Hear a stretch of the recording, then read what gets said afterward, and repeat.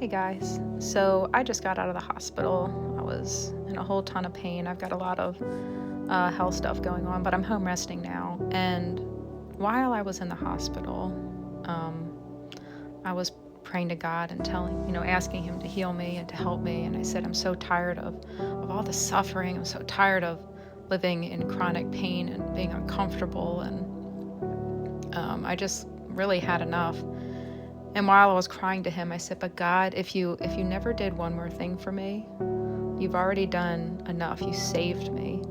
You changed my whole life. You gave me a purpose and a hope. And I was thanking God in the midst of crying in a hospital bed and in pain. And then it got me thinking about all these people that are no longer Christians because their life didn't go the way they wanted it to go, because they felt like God didn't do enough.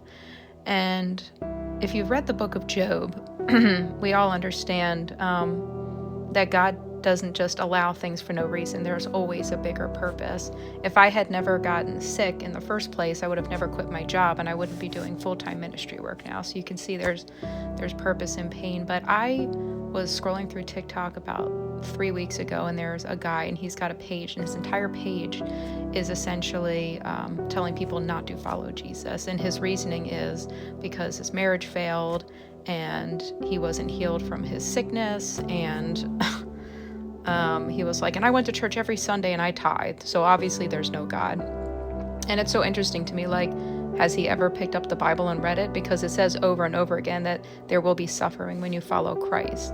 Jesus himself said, in this world you will have trouble, but take heart, I have overcome the world. And so this message is for anybody who's struggling. Like, God is still good and God is still there, and He is with you through the struggle. Please keep in mind, this is not our home. This is a temporary situation. If you remain steadfast and follow Him until you take your last breath, He's going to bring you home, where He promises in the book of Revelation that there will be no more tears, no more pain, no more death, no more suffering. So you can do it. It also says in the Word, you can do all things through Christ who gives you strength. And then Paul says, when I am weak, then I am strong, because he too was suffering physically.